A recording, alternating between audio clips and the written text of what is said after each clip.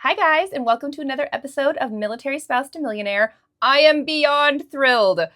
I finally have someone here to podcast with me. This is Kama. You will meet him more in the team podcast, but while we edit that and get it ready, I just could not wait to start podcasting with my team. So you are the sacrificial first lamb. All right. Who gets to go first. Really? I know, because we were prepping for this and you were like, what should I do? Like, what are we going to be talking about? And I didn't want it to be super like Walter Cronkite, like reading the news. Like, let me ask you some questions. I do have like a few things just to keep us on topic because we might get a little squirrely talking about whatever. But yeah, honestly, as it happens on podcasts, right? Yeah, or just in life, like when we're rolling around house hunting, we're like, wait, where are we going? So I do have like a few things that I want to make sure we touch on, but really I just want you to tell the World Wide Web about your real estate story, like your personal real estate journey, investing, what got you into real estate professionally, and then I'll rapid fire some surprise questions at you. So maybe I've had my real estate license like a year now. It was February last year. I think before that. I missed your anniversary? Yeah. Oh, I'm a bad friend. We're busy. We are busy. True. No time to celebrate that. What really pushed me was, you actually said something along the lines of, so when are you going to get your real estate license? And what pushed me even more was the constant nagging that I then did. No, but like, okay, so I come from mortgages. I joined the bank when I was, in 2014, and I was with them through COVID, and then I kind of broke off and did the whole broker route as a loan officer for a couple years. And then I started meeting a lot of dumb realtors. And I'll just be honest, I was like, really? Yeah. You're a realtor? And then and you always grow up, and you have a neighbor or an aunt or whoever is someone has a real estate license. But then I never realized, now having been in real estate specifically for just 1 year, in 1 year's time, and maybe it's, because you have so much volume, you help so much. You get more exposure. People. Right. You get to meet way more realtors. And then I come to understand, oh my God, these people don't really do real estate too often. There's probably like a handful on one hand who actually do volume. And the rest probably just do real estate once a year, maybe twice. Yeah. We have that list, we have the list of the list. The list. And that might be interesting metrics to break down. Like, of that list, there are how many names on that list? Yeah. How many of them did more than what is the average? Like 10 to 12 transactions a year, I think, is what the national industry standard is for deals agents do in a year. So high side, how many agents on that list did more than 12 deals a year? Oh. I would like to know the percentage. We should break that down and talk about it. I was just kind of looking at the list. Yeah. There are maybe 15,000, right? 10 to 15,000 licensed agents in Hawaii. Yes. The whole state, not just this island. Right. Just the whole state. Right. That list is only about maybe 2,000 or 3,000 names long, scanning to the end. Yeah. And of that, the number of agents that actually do at least, more than one deal a year, I think it was in the hundreds, like maybe 800. Wow. And then now you're asking who do at least 12 deals, like one a month? I think that's a 2-digit number.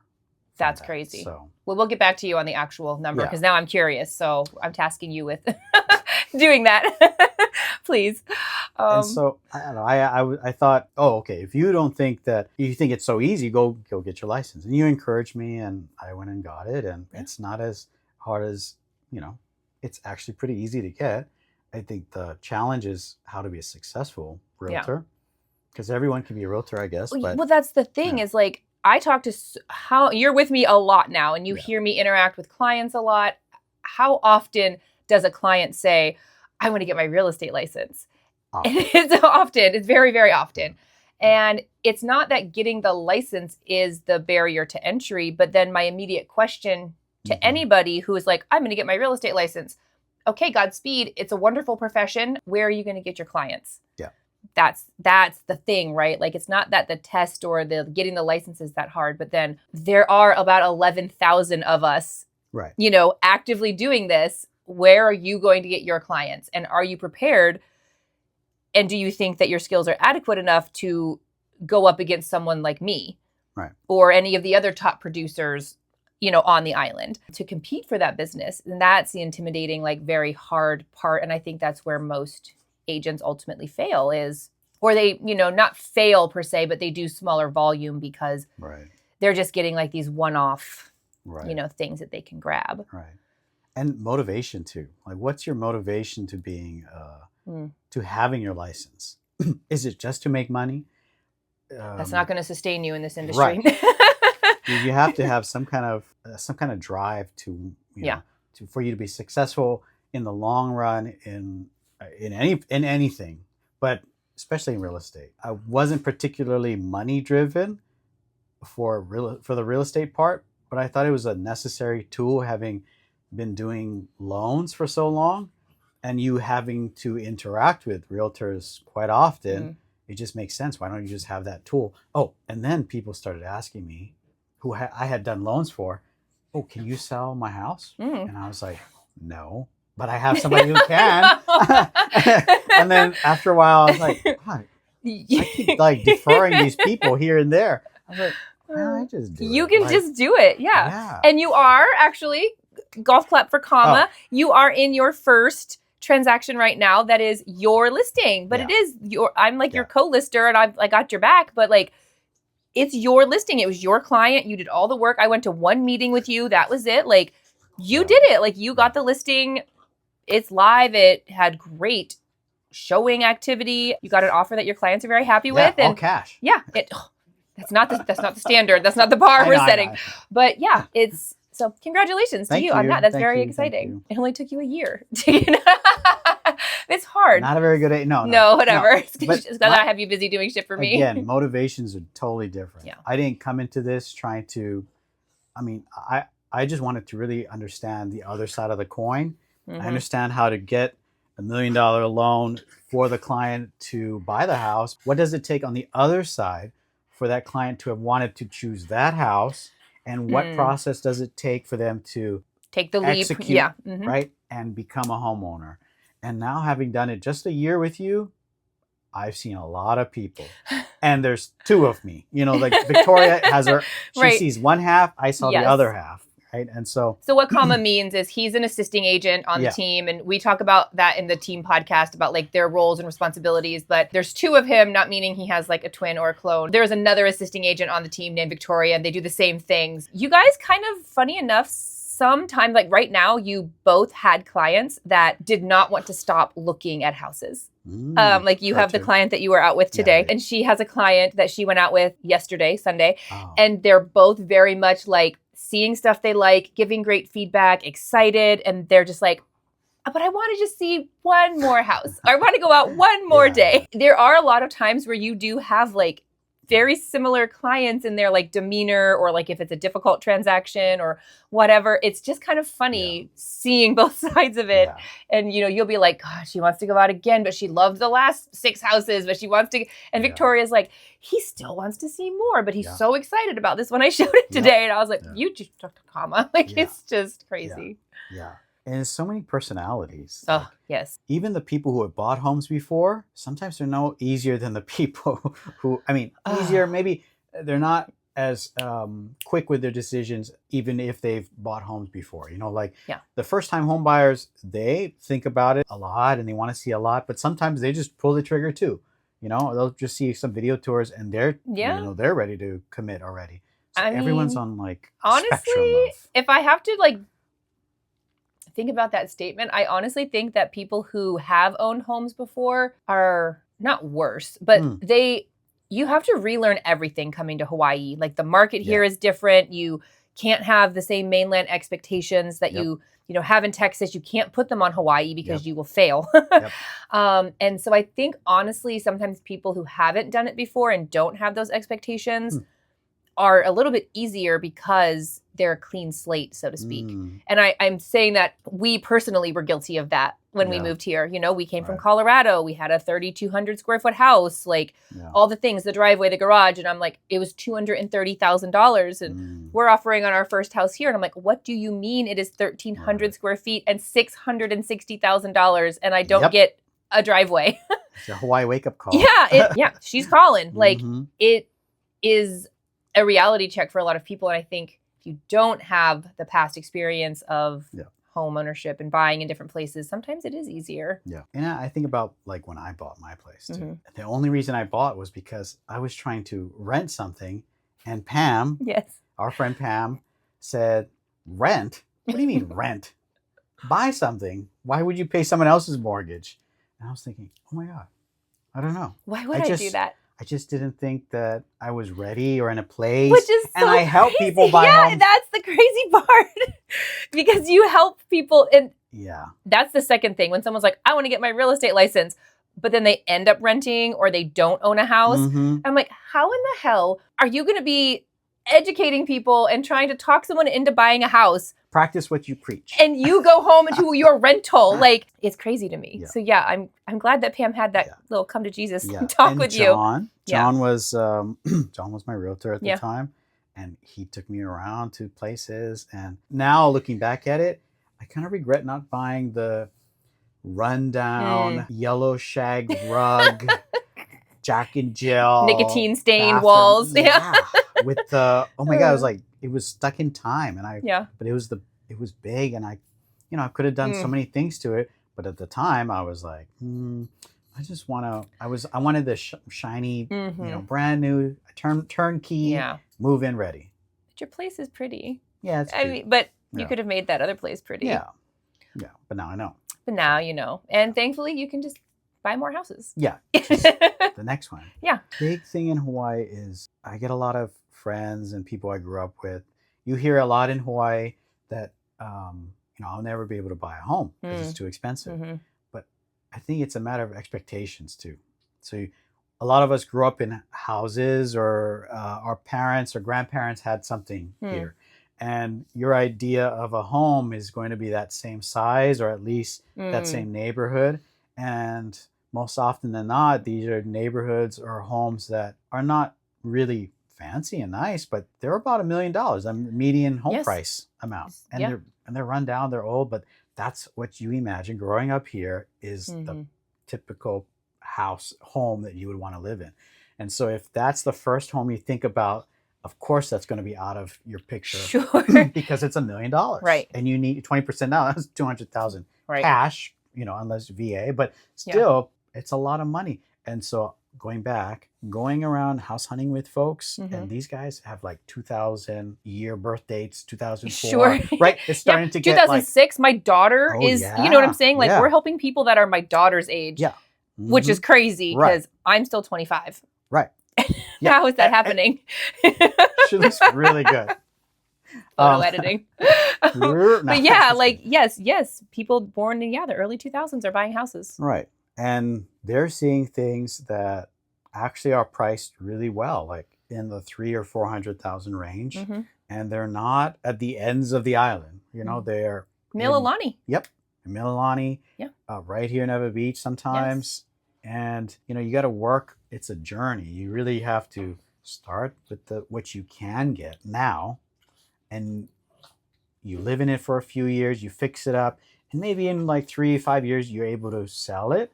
And maybe you get some cash from there, and you can go buy a bigger thing, or and you repeat this process over maybe 2-3 times, and maybe in 10 years time you can buy that bigger $1 million house or something like that. But you got to start small. I remember talking to this professor, and she wrote this really good book. I was in college, and I met her one day, and I said, how do I get through your book? She goes, well, think of it as like a big slab of meat.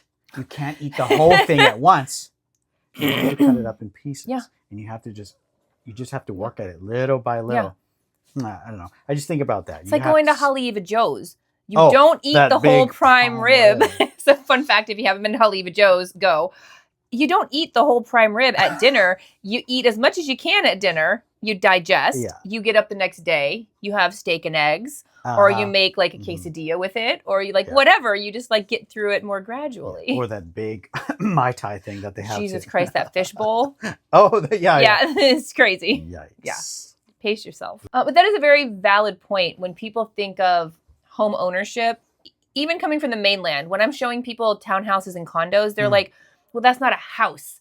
I'm like, "Yeah, it's not like a standalone single family home, but it is still a house. Like it's a home. It's still where you're living your life. And people think that it needs to be this like standalone single family home to be a good investment or to be the right house, because we have a preconceived notion, whatever that is for you, based on where you come from or grew up or whatever, that it has to be this certain way. Right. But you're right. Like just getting started, just making that first small investment down that road, that journey. Yeah. I mean, Clayton and I have been buying houses for 16 years. Our first house was $180,000 that we bought as a short sale right after the housing market crash. Wow. You want to talk about a scary time to be investing in real estate as a first-time home buyer? It was then. And now, like literally as we sit in this podcast room, we have a $2 million house. If you had asked 16 years ago me, one, if I was going to be retired, living in Hawaii, being a realtor, like all of these things, hell no. But like going from $180,000 house to now 16 years later, and we've bought several $1 million investment properties and just all of these things, but we made that first scary small investment. And that's such a big, important point. And those deals are still out there. There are still homes. Like what was 100,000 16 years ago, maybe in Hawaii terms, is going to be 400,000. Yeah. You know, my place, I think I bought it for 483, you know, and I put 16,000 down. So it's totally possible. You know, I'm thinking back at my grandparents. They bought in Eva Beach. So, okay, Eva Beach was just sugarcane fields. If you didn't grow up here, you should know between the freeway and the beach, Campo High School, was just sugarcane fields. And where everybody plays pickleball over there, all those courts with all the pickleball people, that was the Eva Sugar Mill. And there were some like plantation homes over there, which you still see around that park. But that's about it. And there was one road in, one road out, Fort Weaver.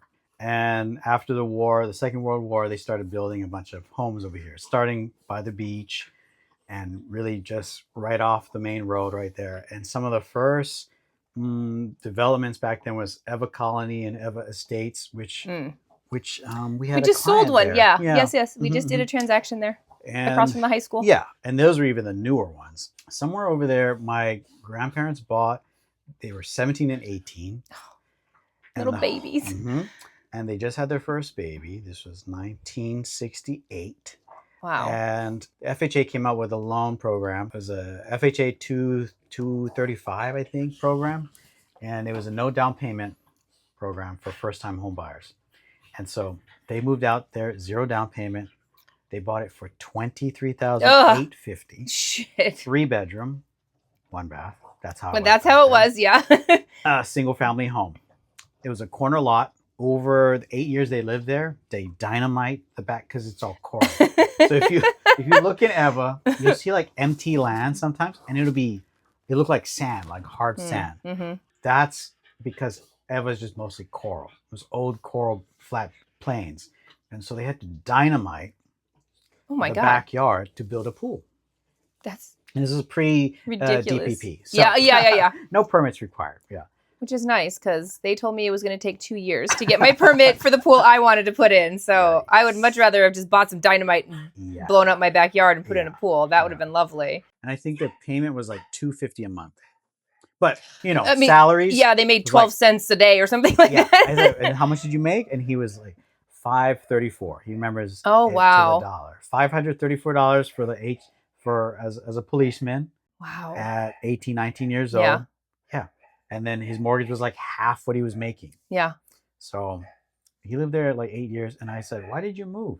And they said, because the sugar mill, if you went to Maui in like 08, 09 area, you would know that when you land in Maui, you'd see this black smoke coming from the fields because they would burn the sugarcane fields. And they would collect what was burnt. And that's what gets sent to the sugar mill. Interesting. Yeah. But the smell is strong. You know, so Eva Beach was always, depending when the wind was blowing, you know, like there's that sewage plant. So depending on the wind blows, you could smell That's fair. That's true. So that was rough, you know, if you have little babies. And then also the incinerator was in Waipahu behind the Toyota dealership. They used to burn trash. And and the burning trash would come down and go So all maybe over the poor air planes. quality. Yeah. So they're like, yeah, we're Yeah. good. So they sold it after they improved everything. They sold it for like 70,000. They made 50K profit, and Yeah. they put it into an acre lot on the North Shore of Oahu. Yeah.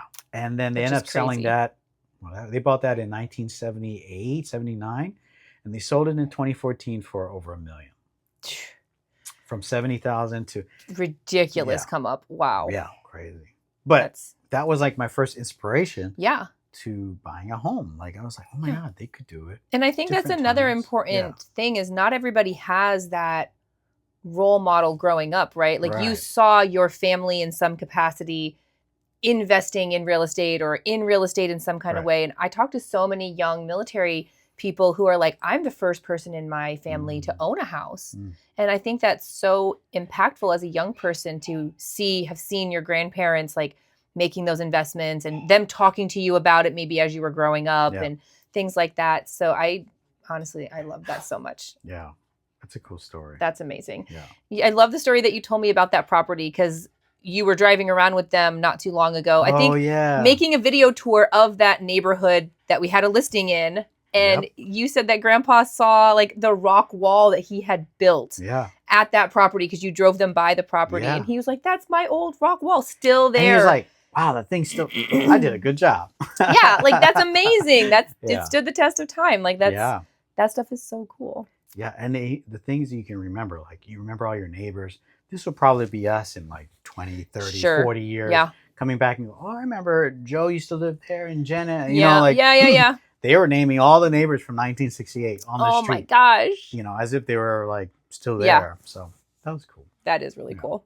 You have lots of fun stories about your grandparents. We should podcast about your grandparents. Yeah. Like, they got so many good stories. does Grandma want to be on the podcast? She's amazing. Probably, Like, yeah. his grandmother is this amazing artist, and she has these paintings that she does of the Waikiki ones before like Oh, the yeah, hotels were built and stuff like Mhm. that. It is truly fascinating and like so cool to see that space, which is like iconic. Like people know like what Waikiki looks like Right. nowadays, you know, but to see Right. it back then, before then, and it's Yeah. like just the Royal Hawaiian is there.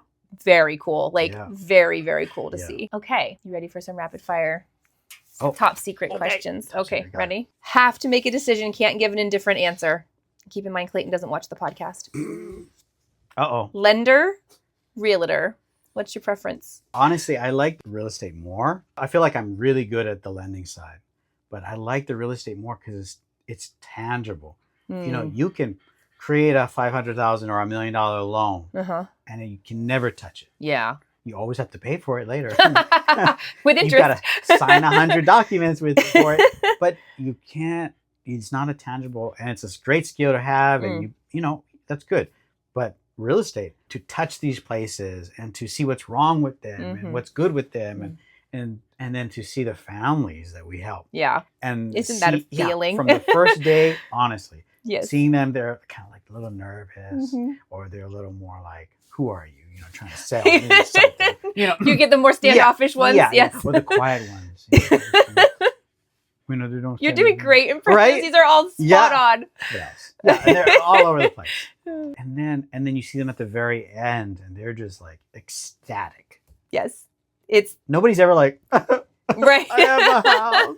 Nobody's No. ever like No.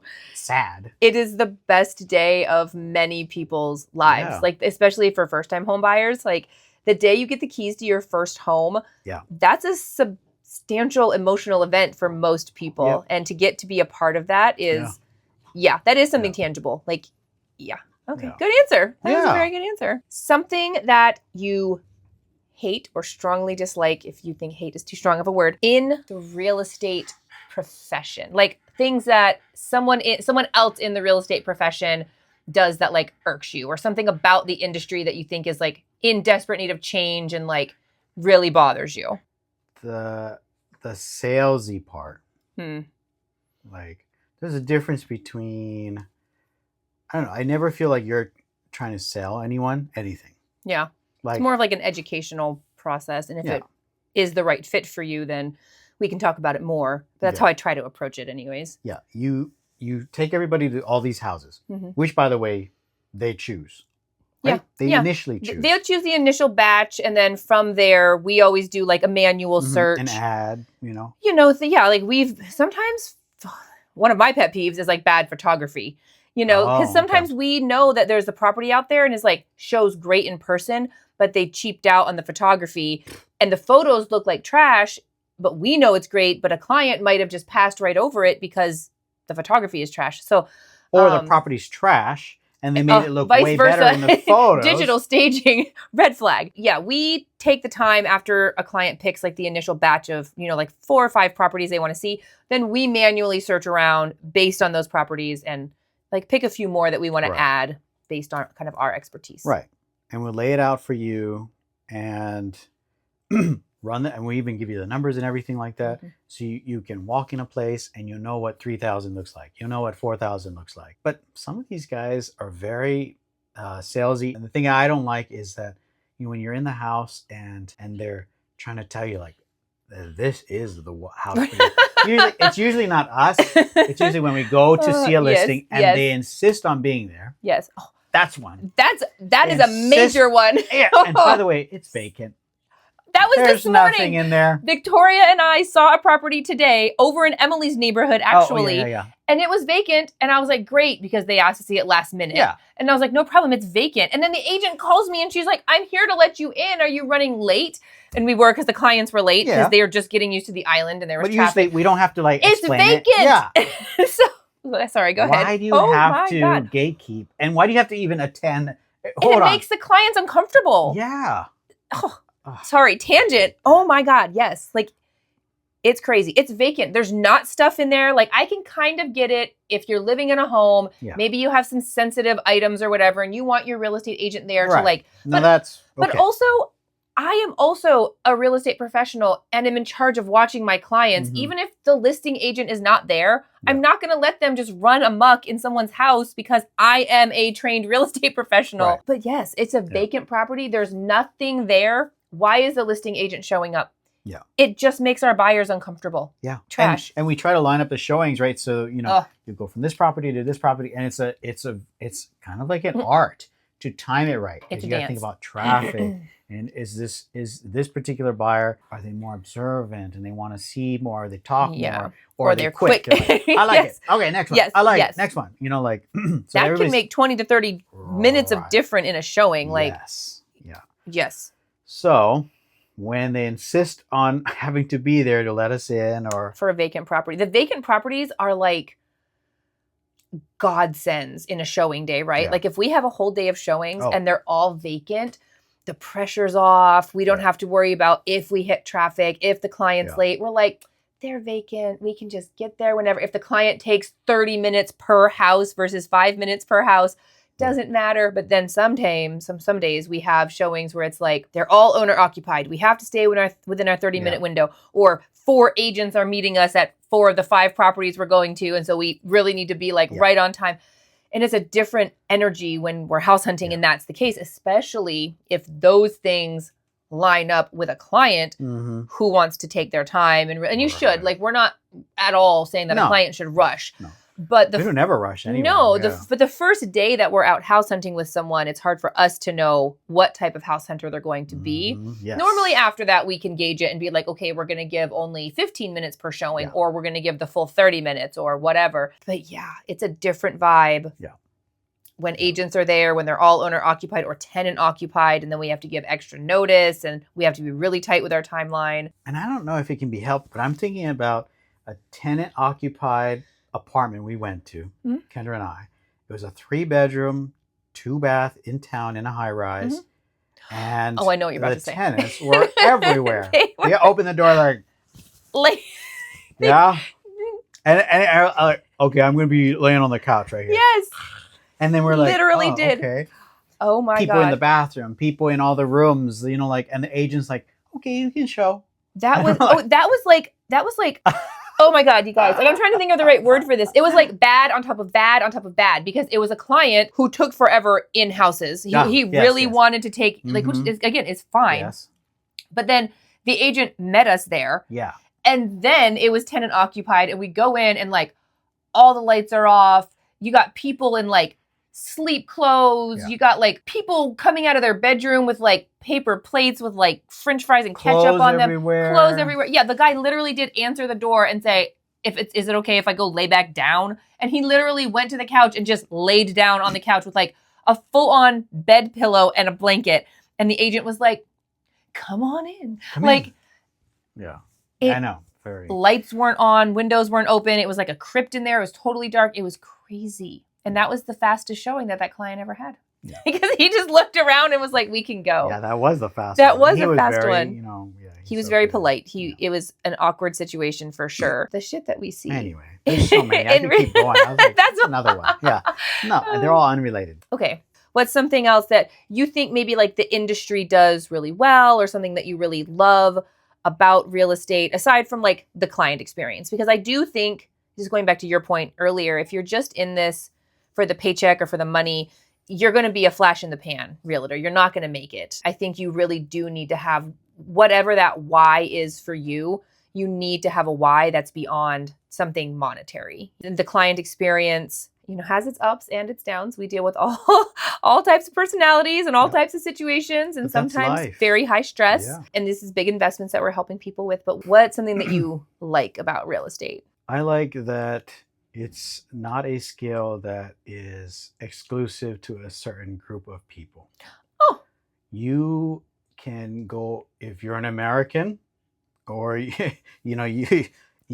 have the ability to read in English and you can take the test. Yeah. I mean, that's really the basic quality. Yeah. You're 18. Yeah. Then you can. And you know where you're going to get your clients. Right. But yes, that's so true. Right. And it's not cut off from anyone. You don't have to go to college to get it. I now have the ability and the tools to help people navigate buying and selling real estate in Hawaii. Yeah. Which has always been something very controversial historically in Hawaii, is the transfer of land. Mm-hmm. Because Hawaii is, in Hawaiian culture mentality, you cannot buy land. And there are some other cultures in the world, old cultures, who don't believe in that either. And so to think that you can make some boundaries in the ground and say that this is mine and no one else can have it is a foreign concept to Hawaiians, historically. And so, people could even argue that, oh, you're a sellout though. You're a realtor. Mm-hmm. You let lots of people come here and buy things and sell things, but you don't know who I help. We've helped many people not from here, people who are military, people from here. Yes. We just helped that Maui couple. Yes. Right? Yes. Buy in Ho'opili. Yep. And right now the listing I have is for a local couple who grew up here for almost a century. They're like 80 years old.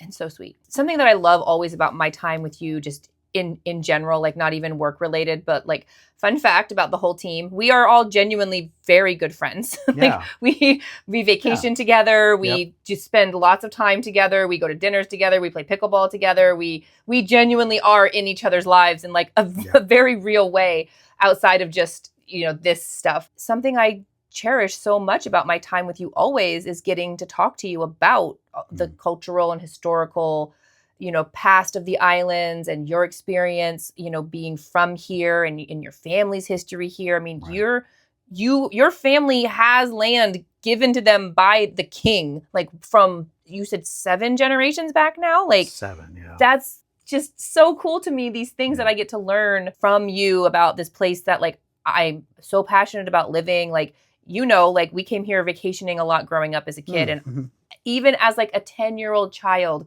would tell my parents that I was meant to live here. Mm-hmm. And I just love this island, the life that we have built here, the community that we have here. Yeah. And to have someone like you enrich my life in such a way to like connect me further with this place that I love and call home. And I'm so immensely grateful to you for that. You're right. It is kind of controversial, like the whole buying and selling of land here. Mm-hmm. And I do get that. And I think the reason why we so successfully help so many local families is because to a point, you just have to accept that that's the way it is now. Like, it wasn't always like that, you know, and just like so many things throughout history and different cultures and lives and stuff like that. Right. But that is the way it is now, is the buying and selling of land happens. And it shouldn't be a reason that someone shies away from the opportunities that home ownership and the freedoms that home ownership does present to everyone, you know, and everyone should have the opportunity to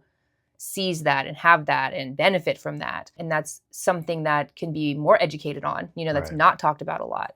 Right.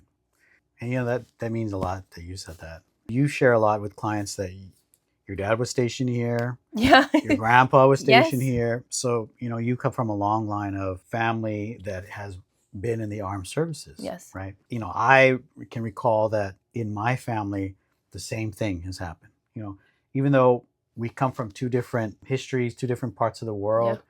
Yeah. Alaska and Hawaii. You know, they're actually the closest now, you know, geographically, but really two different worlds. Yes. And even in my family, like, I brought stuff today I wanted to show you. Yay. Because things are happening around the world, and like, there's a war going on right now. There's some things in the family that, you know, Hawaii, you think that, oh, you know, it's just a nice place to vacation, and maybe I have PCS here, you know, a couple years and I'm gone. But Hawaii's had like a really long tie with the world, with the United States, and has been a part of a lot of different things.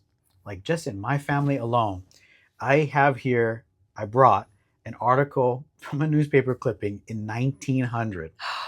Okay. 1900. Oh my gosh. And it is of my family coming back to the islands. And they even call it Hawaii. They call it the Sandwich Isles. Oh. So it says, like, I did not know that. Colored woman returns to Sandwich Isles. And this is my grandmother's great-great-great-grandmother. Wow. And she was born here. Her dad passed, and she was sent to Pennsylvania, but she had to go on a ship from Hawaii.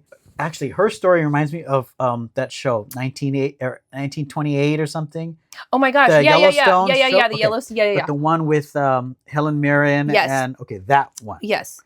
And then there's that girl from Europe that he falls in love with, the lion guy. Yeah. And then, spoiler alert, she dies. She gets frostbite. Yeah.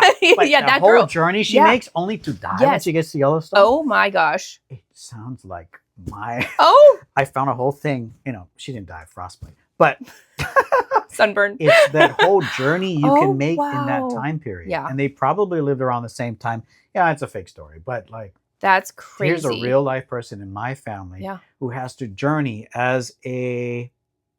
She was... let's see, she was about 8 or 9 on a ship.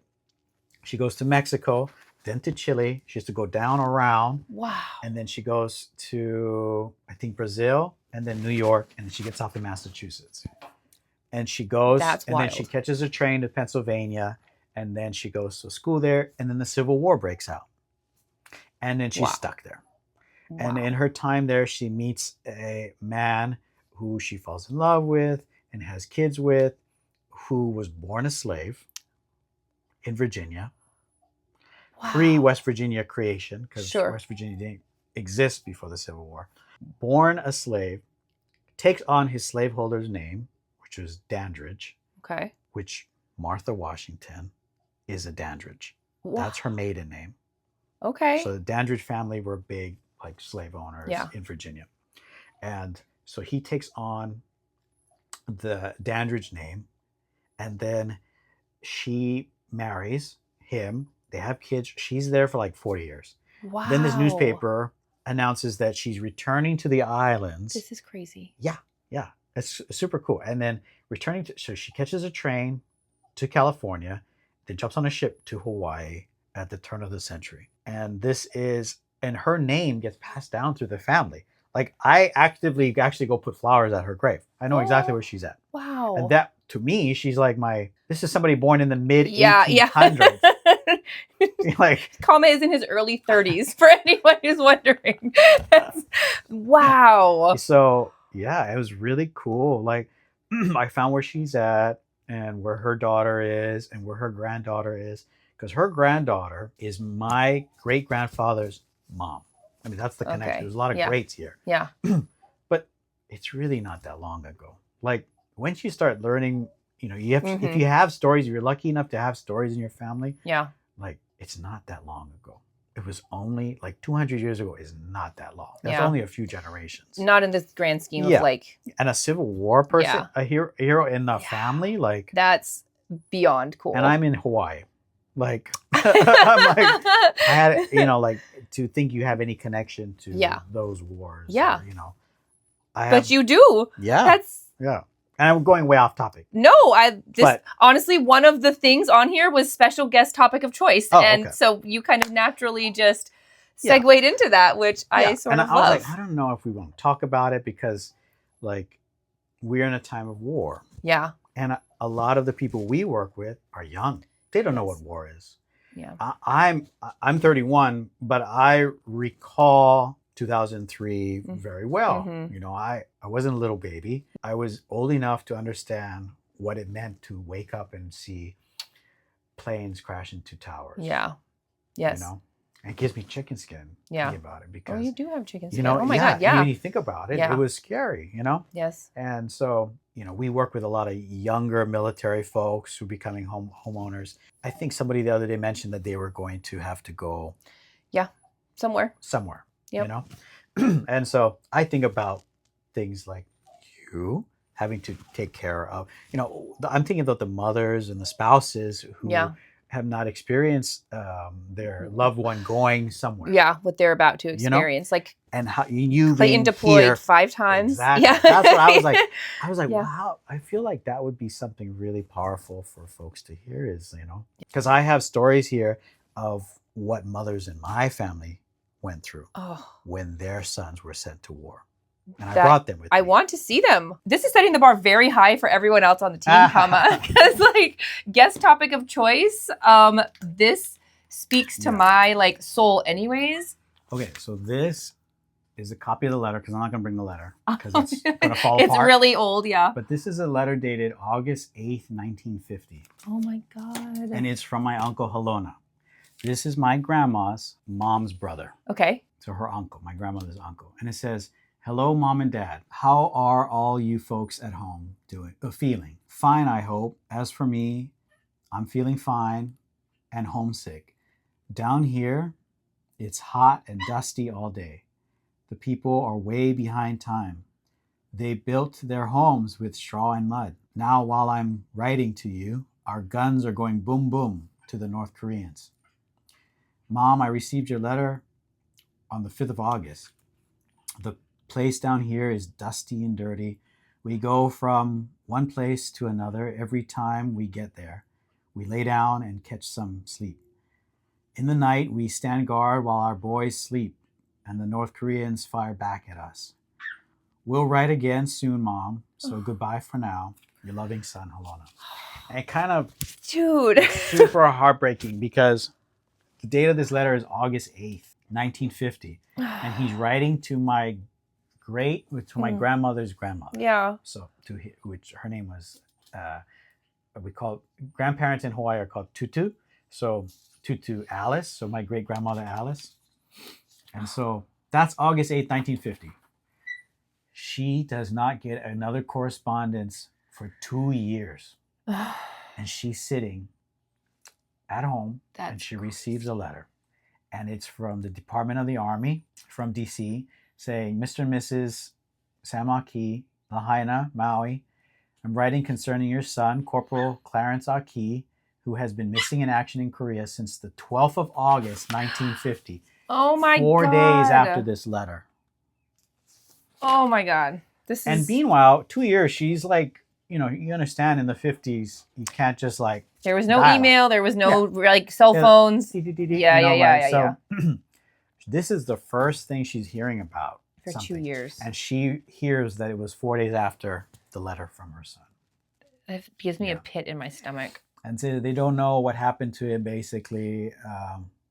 It says, to date, no other information has been received. But let me assure you, however, that the military authorities overseas are exerting every effort to account for our missing personnel. It is hoped that an agreement eventually will be reached with the opposing forces, which will permit an exchange of prisoners. If prisoners are released, they will carefully integrated for any knowledge they may have of missing personnel. Occasionally, mail is received from a missing person, which apparently was written after the date of his disappearance. If you received any such mail, it would be appreciated if you would send us the letters. Blah, blah, blah. With sympathy, the Major General of the Army. And then there's another letter 2 years later when they pronounce him, killed in action, 1954, signed by the Secretary of the Army with his Purple Heart from Dwight Eisenhower. God. So the story is that Halona was a favorite brother amongst the siblings. I think there was like 13 siblings. Oh, God damn. Yeah, and he was a favorite and one of the youngest. Okay. There were a lot of men in the family named after him. Okay. His name is Halona. So a lot of men are named Halona. And so I was wondering, wow, who's this Halona? Yeah. It must be somebody somebody special. And I find out that this is the Halona. And all the sisters named their boys, who are now in their 70s, today living, after their brother, because of what they found out happened to him. And that, long story short, when he went to Korea, he had left behind his wife, son that they had together, and then son that the wife had in a previous relationship. And he was special needs. When he went missing and the Army wrote the letter saying that he was missing in action, the wife left Maui with the son and left behind her son. With grandma. Oh. Yeah. With who he's writing to. So she's like, oh, okay. So guess I'm taking care of my son's not even son. Yeah. So she's trying to write to the Army saying, hey, I'm taking care of my boy's son. Yeah. And, is there anything that you guys can do? And they go, well, no, not really, because he's not passed. We haven't announced that he's... Right. It wasn't until 2 years later. So he could still be out there. So there's really no benefits for that. help you. Right. And so this boy grows up. Grandma takes care of him. He grows up and he ends up wanting to know more about his dad, who was in Korea and never came home. And he ends up finding out all these stories. He goes to like convalescent places and veteran homes, and he finds people who knew his dad and actually saved them. Crazy. There's a story here about him that when he was 17, he joined. A fellow soldier said 13 escapees from their prisoner of war camp planned to escape. Halona was urged to join them, but his best friend was sick from pneumonia or some such illness. Halona refused to leave because his friend was sick and he couldn't join them. So he remained behind to take care of his buddy. And what they ended up saying later in interviews was that Halona never made it out. And the Korean War was, we all know World War II concentration camps and what happened there. But in Korea, they did the things with the trains similar, but they would just take them to the mountains and they get rid of the prisoners of war. As the war started progressing back to where, the war never really ended. It kind of just came, they just created that TMZ zone. But his body never came back. And it was just a heartbreaking story for me because this boy grew up trying to figure out who his dad was and then, learned about it this way. And Hawaii has super deep histories to what is happening around the world. Yeah. No matter how far away. Korea is... Civil War, Korea, these are far off places. Yes. And like Hawaii has people everywhere. Yeah. Yeah. So that's amazing. Yeah. And that's so in line with what I tell people. Like every time we give keys, I'm like, don't just play the tourist while you're always here. Say that. I do. I have a whole little pamphlet that I made. It's sitting right over there. Yeah. And it's just like a small pamphlet, but it's like my small way of just reminding people like, don't just go to the tourist traps. Don't just go to the beaches. Like, go to the Bishop Museum. Go to the palaces. Go actually immerse yourself in this culture, because I think that it does get taken for granted a lot. And I always say to people when we're giving keys, and I experienced this firsthand, when we found out that we were going to Germany, I was like, oh my God, let me get Duolingo, Rosetta Stone, like whatever, you know, I'm a Sprechen Sie Deutsch. I'm going to like, you know, figure it out. And I started researching like castles I wanted to go to and other places in Europe that I wanted to travel. And we found out we're coming to Hawaii and I'm like, let me pack my bathing suit. And that's just so in line with what I think happens. I talk to so many people. I'm exposed to my PCS packet last year. We sent that shit to 640 people. Wow. I reach a lot of people. At this point right now, Mariah did the math. I'm reaching like 70 to 80 new clients a month. Amazing. It's crazy. Wow. I want to just put it out there, a little bug in everybody's ear. Like when you find out you're coming to Hawaii, like in the packet, in the little pamphlet that I have, I like have some Hawaiian words and terms and what different holidays are and cultural things. Like there are so many, not even just on this island, but go to the other islands, go to, you know, just learn about this place more than just like swimming with the dolphins and shark diving and, you know, going to the Dole plantation and, you know, doing all of those things. Like actually learn some cultural, significant, important historical stuff about this place, just like you would any other place that we go, because it is a cool opportunity. Hawaii is very like family oriented. Super. A lot of like, we'll see, you always hear like, multi-generational, like you'll see many different generations of families in a house. Super common. But also like everybody calls everyone auntie and uncle. Sis. Like if it's someone like my own age, you know, I'm sis or like, hey bro. Like it's very, very much like that. Yeah. Instead of Mr. So-and-so, Mrs. So-and-so, it's auntie. Very family. No auntie. Uncle. Yeah. Even though you're not related at all. Like I have family in Massachusetts and Coast family. Yes. And when I call them auntie and uncle, they're like, I'm not your auntie. I'm your cousin. I'm your third cousin twice removed. And I was like, pinkies up. Okay. You're like, all right. I don't even know what that means. Yeah.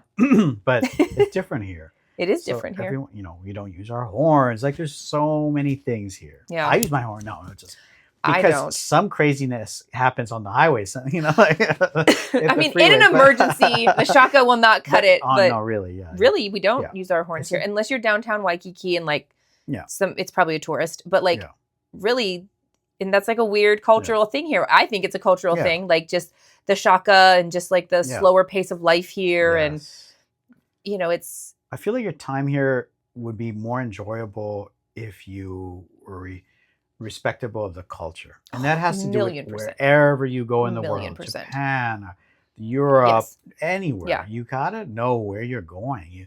You don't want to be that...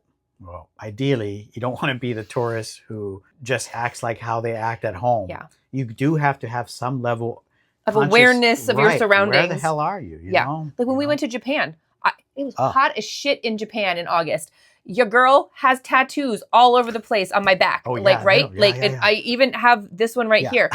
I'm wearing long sleeve stuff. I'm wearing, you know, little jackets and shawls and stuff because I did research on their culture out of respect for where I'm going to be traveling in the world. And, you know, a lot of places like, sure, like in downtown Tokyo, they don't give a fuck about tattoos. But we went to some like temples and we did some historical stuff while we were there. And I was extremely mindful of like wearing a long sleeve or like covering up because of those cultural expectations. Same thing here. And that's the thing I think people don't realize is that we are not just a tourist destination. And I don't say we like, I'm like from here, but like Hawaii is not just a tourist destination. There are cultural and historical things that you should spend time learning before you come here.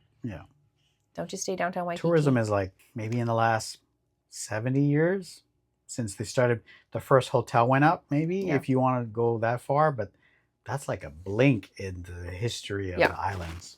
So I would definitely try to figure out, you know, make friends who are local. 100%. And I'm not just saying if they're brown, make, you know, like local. See, there's another thing. That's so true. I know what you're about to say. People from California, Californians, you know, people from Boston, Bostonians, New Yorkers, you know, but in Hawaii, you can't say the same thing. Because there were people here already. So in Hawaii, you can be Hawaiian you can be local and not be Hawaiian. Mm-hmm.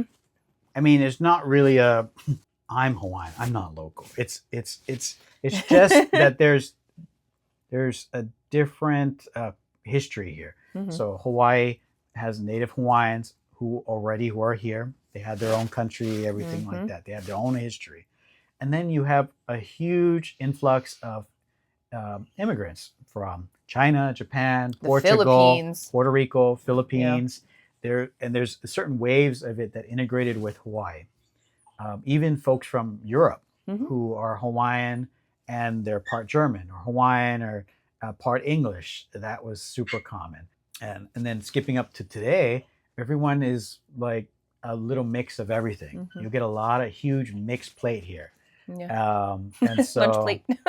Lunch plate, basically, right? Yes. And there's a difference between Hawaiian food and local food. Yes, that's true. That's true. You know, like yes. And I didn't know until you took me to the Bishop Museum. I did not know that that's where pigeon came from. Like the speaking pigeon in like, you know, not Hawaii. No, not that pigeon. Not birds, but like, you can explain it like way better Creole. than me. Like you go to Louisiana and you know, they have that like French bayou accent or, you know, in Hawaii, it's the same thing. Yeah. It was a means of being able to communicate with each other from different cultures, different languages. No, but that's so cool. And I didn't know that until we went to the Bishop Museum. Like going to the Bishop Museum with you was like literally a highlight for me. Just getting all the little extra tidbits and knowledge and notes that you have on all this stuff in there. I tell everybody, I'm like, don't go to the Bishop Museum unless you go with Kama. You just don't get the same, like, I mean, I would have wandered around and thought all the stuff was really cool because it is and very historically significant, but just getting to go with you is like whole nother level. Museum is kind of, you know, to an extent, it's kind of like, unless you're a history nerd. And I genuinely like to see that stuff though. Yeah. But the fact that we see that stuff and you're like, my grandma's name is on the wall here. And like, you know, just all of the things that. Well, her whole thing, I asked grandma later, and I think I told you this. I said, why is your name at the museum? I want to know. And she was like, I guess they had asked a bunch of people in the community when they renovated the museum years ago about what things that they should change with it, because it's old. It's been there a long time. And her whole thing was, well, we're not extinct as a people. Yeah. You know, there are still Hawaiians in Hawaii who are doing the things that are in these display cases. Yeah. Why don't you integrate what people today are doing with what they did with these implements back then? Like, say, a digging tool or a house building. Yeah. People are still doing the nets. The nets. That was the coolest thing. Yeah. The quilt making. Yeah. People are still making these things and they're live down the street. Like, they're alive. And so I guess the museum was a little more, it was showing it off like, look at what the Hawaiians once did. And not they are were doing very still. Great people. And we'll miss them. You know, like, you know, it's like, hello, over here. Yeah. That's so valid, though. That's so true. Like, and I think museums are guilty of that. A lot of places. Sure. Yeah. But Hawaii, that's all I know is that, you know, she just wanted it to be more living. So when we went there was new things next to the old things. Yes. To kind of show you the difference, you know. But I think it's so cool to also show like these were skills that were taught and literally handed down and passed down. And I think that's like a dying process anyways in general, regardless of like culture or where you're at in the world or your ethnicity or whatever. The ability to have something that you do well, whether it's as a culture or as a human being or whatever, that you do well and you pass that on to the next generation and the next and the next and the next. And there's stuff in that museum from long, long, long ago. And then, there's stuff from like last week that person's maybe like great, whatever, learned down the line of it just being handed down. And that's very cool. I do eventually want to get out and like tour those places and just, again, further people's like actual education on like the culture and history of Hawaii. And still keep it real estate too. Yeah. Because we're going to see, you know, real estate. We're going to see places people lived, people designed. You probably get ideas. Ancient HGTV. Like, century stuff, you know, even older. I love design stuff of all eras. We're going to do our own HGTV. Love it. Thanks so much, you guys. Don't forget to like, follow, subscribe. I wouldn't have any of this if it weren't for all of you. Bye, guys.